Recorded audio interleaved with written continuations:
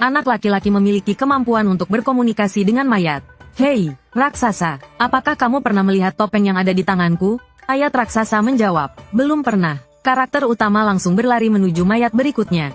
Anjing yang baik, apakah kamu pernah melihat topeng ini atau mencium bau yang serupa? Serigala menjawab, saya pernah melihat topeng ini. Itu milik seorang centurion di sana, tapi dia hanya memiliki satu lengan tersisa. Dan juga, saya bukan anjing, saya serigala. Oke, anjing yang baik. Terima kasih. Kemudian, karakter utama datang ke dekat lengan yang terpotong. Hanya ada satu lengan yang tersisa. Apakah bisikan gelapku masih berfungsi? Dia mencoba berkata, bro, apakah kamu ada? Kemudian, lengan itu bergerak dan memberi isyarat aku cinta kamu. Karakter utama berkata dengan senang. Ini adalah isyarat tangan dari tangan bayangan. Tampaknya tidak salah cari. Orang ini adalah pemilik topeng. Bro, apakah ada yang bisa kamu ceritakan padaku? Lengan itu menunjuk ke suatu arah. Di sana, ada sebuah sepatu yang terjatuh.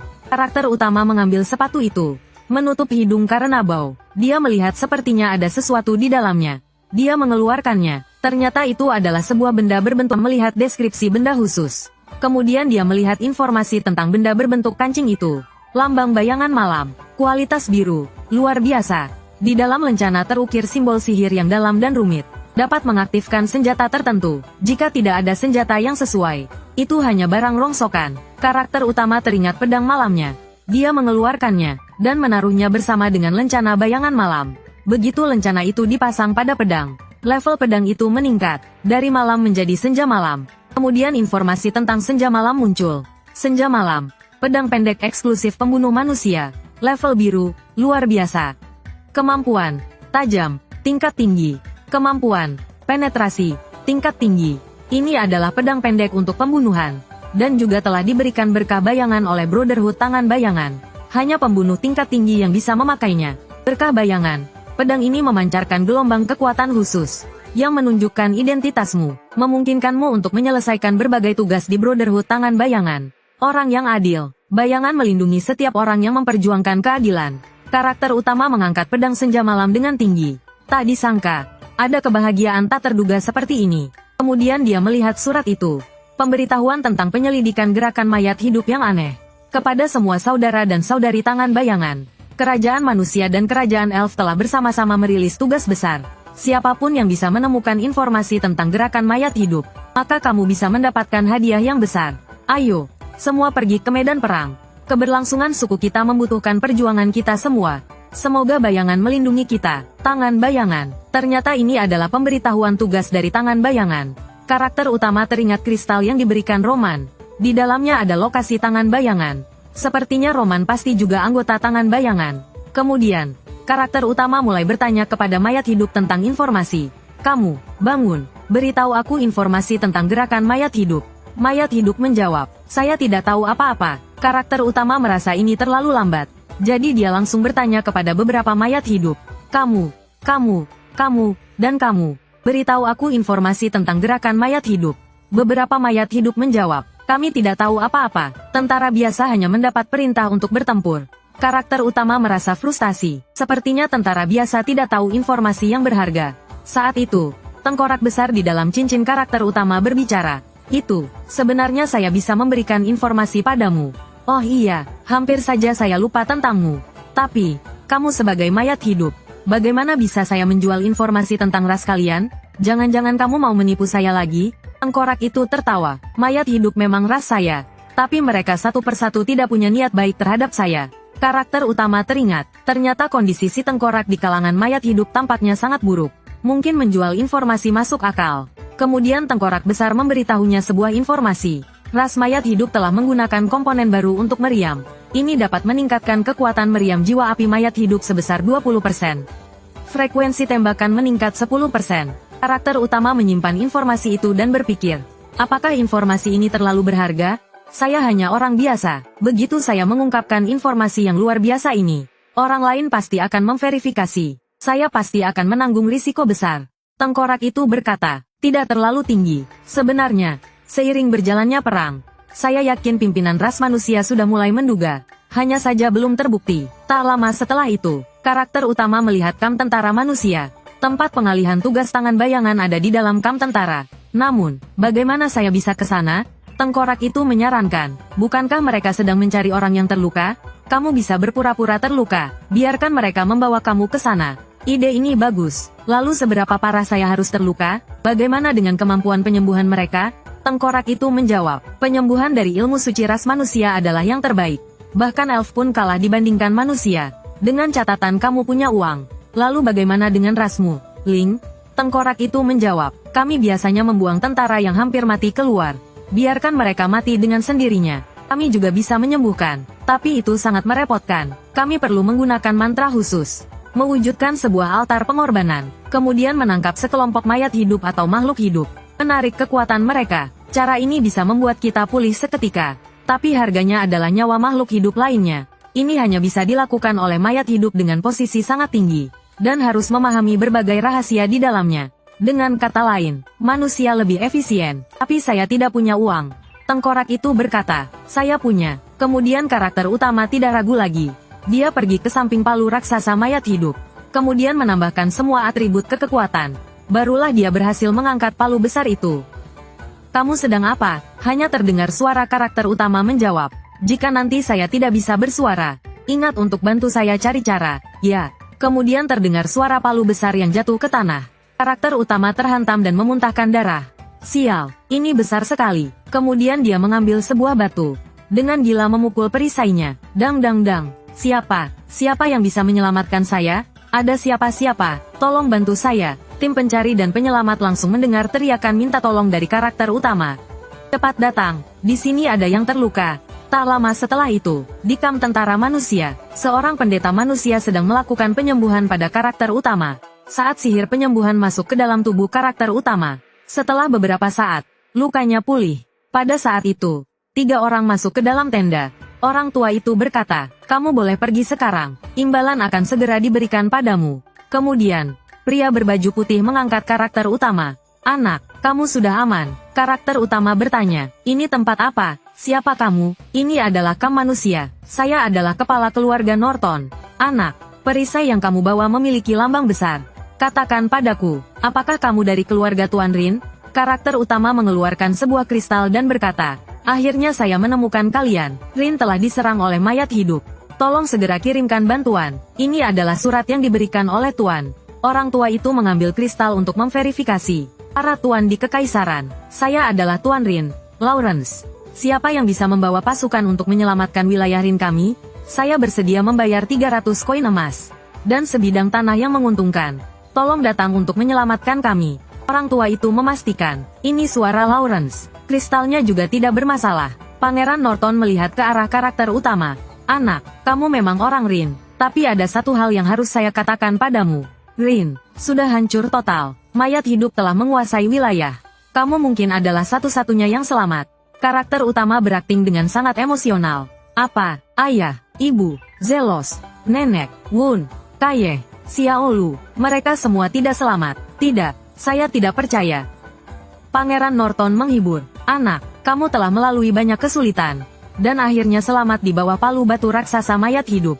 Itu benar-benar hal yang luar biasa. Kamu adalah api Rin yang tersisa. Kamu istirahatlah dengan baik. Jangan pikirkan apa-apa. Besok saya akan mengatur kamu pergi ke belakang kekaisaran. Untuk hidup di tempat yang aman. Karakter utama berhenti menangis mendengar itu.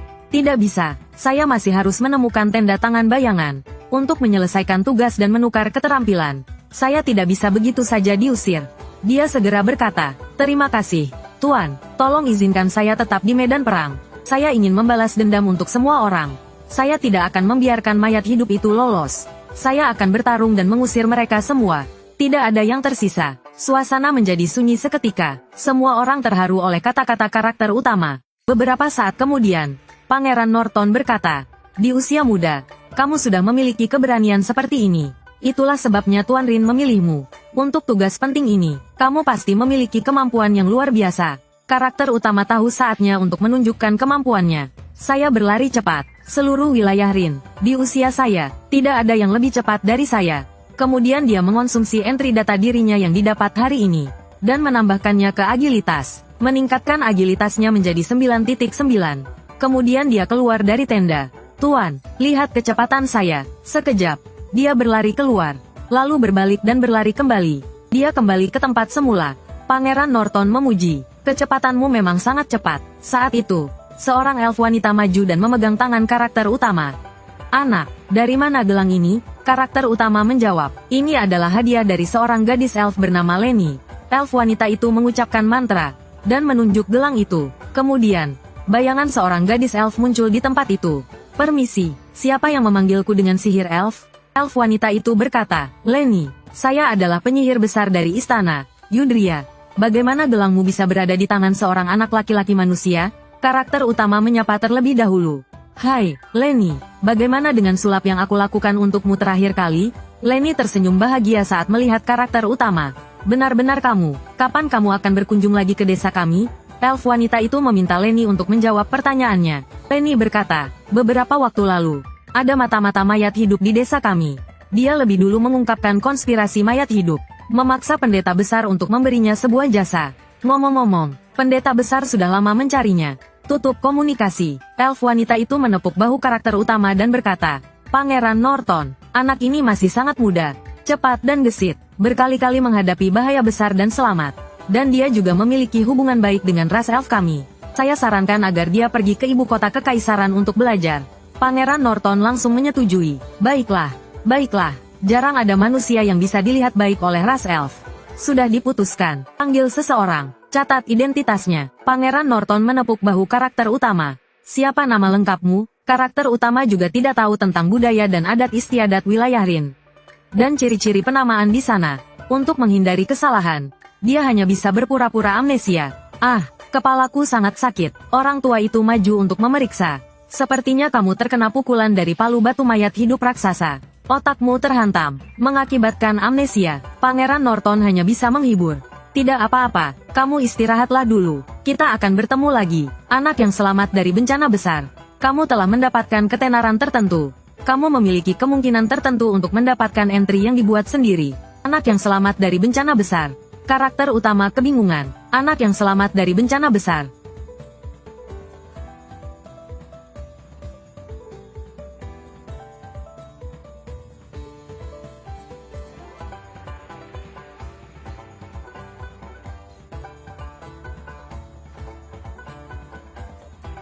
Dia bertanya pada sistem, apakah ada cara untuk menghapus entry yang hampir terbentuk ini? Entry yang belum terbentuk perlu terus muncul, agar terus dikenang di dunia, baru bisa terbentuk sepenuhnya. Jika kamu ingin membatalkan entry ini, ada dua cara. Yang pertama adalah menjadi seorang pertapa. Seiring berjalannya waktu, kamu akan dilupakan orang, maka entry yang belum terbentuk akan menghilang begitu saja. Yang kedua adalah melakukan hal yang sepenuhnya bertentangan dengan arti entry tersebut. Orang-orang secara alami tidak akan melihatmu dengan pandangan lama. Entry itu juga akan berubah.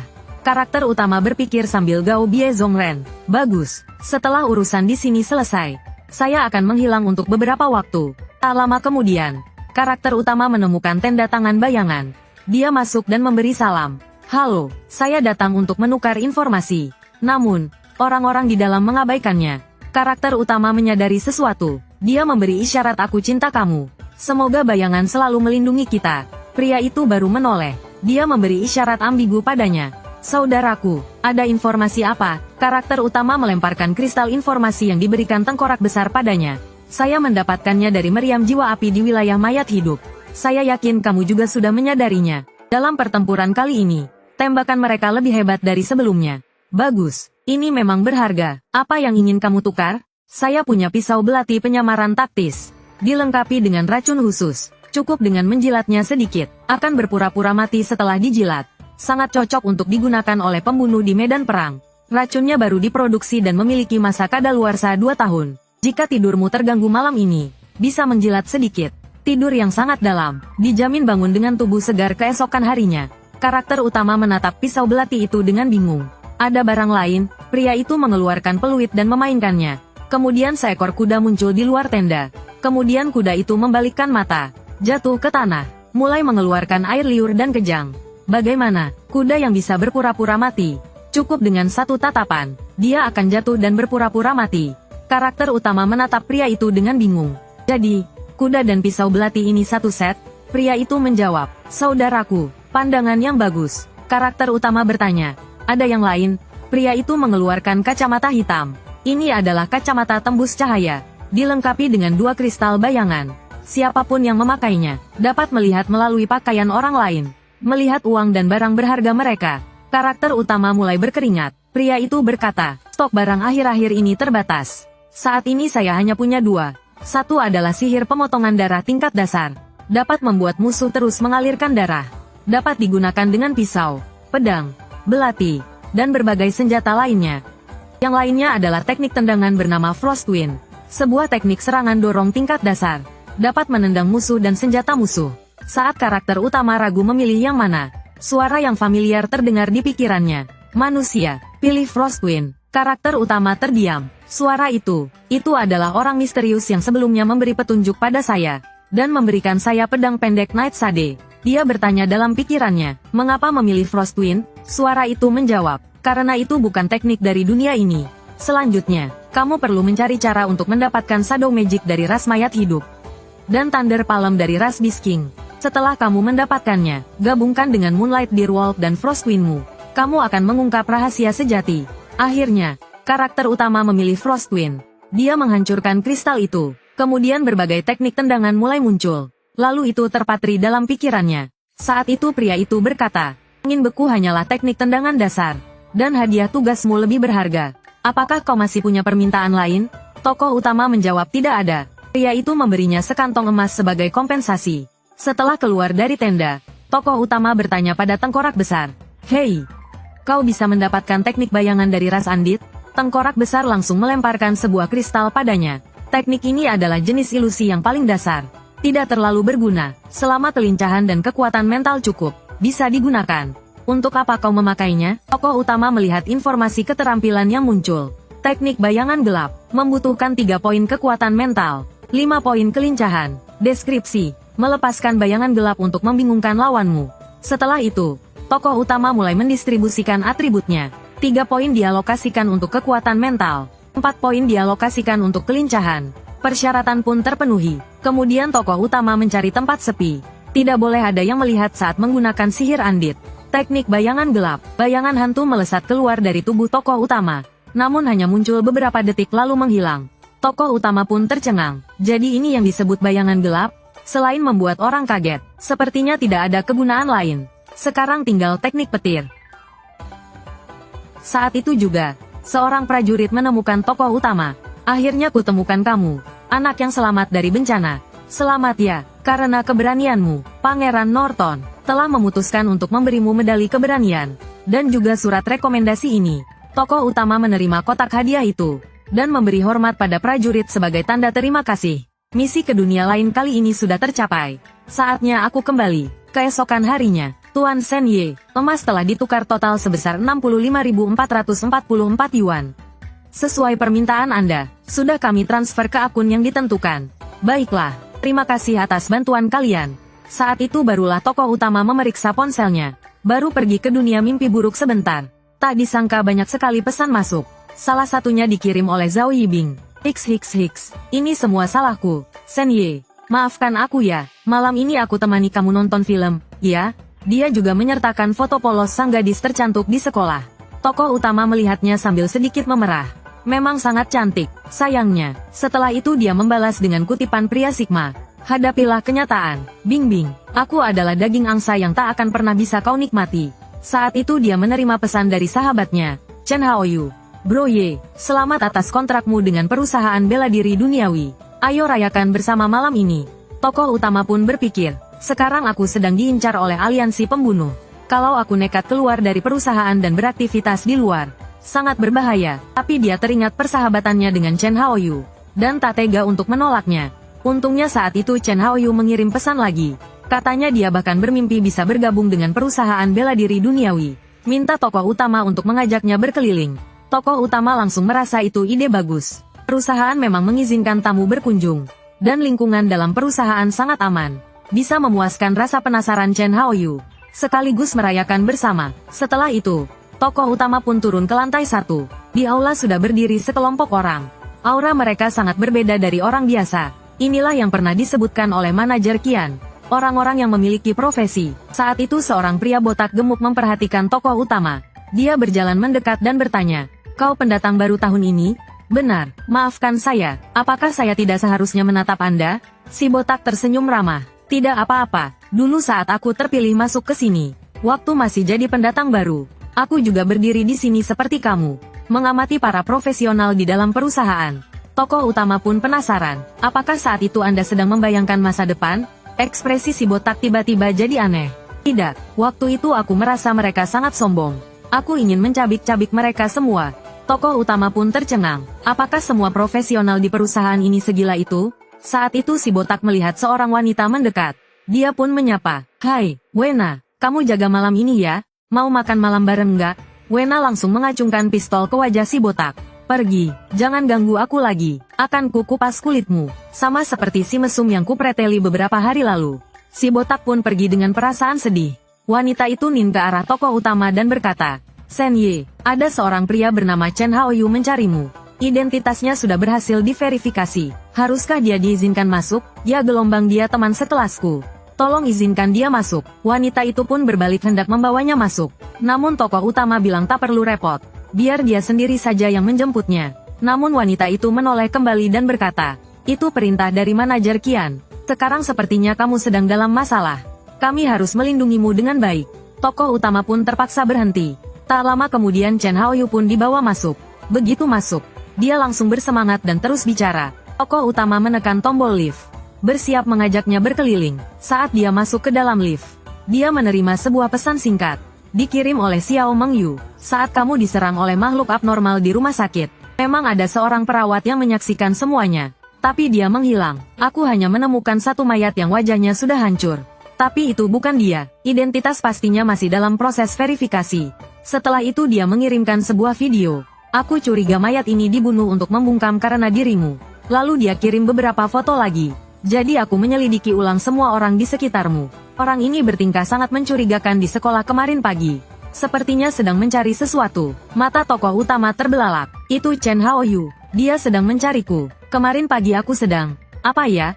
"Benar, aku pergi ke dunia mimpi buruk. Jadi dalam rekaman CCTV ini, Chen Haoyu keliling seluruh gedung sekolah tapi tidak menemukanku. Kenapa dia mencariku?" Saat itu Chen Haoyu menoleh dan melihat ke arah tokoh utama. "Ada apa, Bro Ye?" Lalu tokoh utama menerima pesan terakhir. "Jika kamu bertemu dengannya, tolong berhati-hatilah.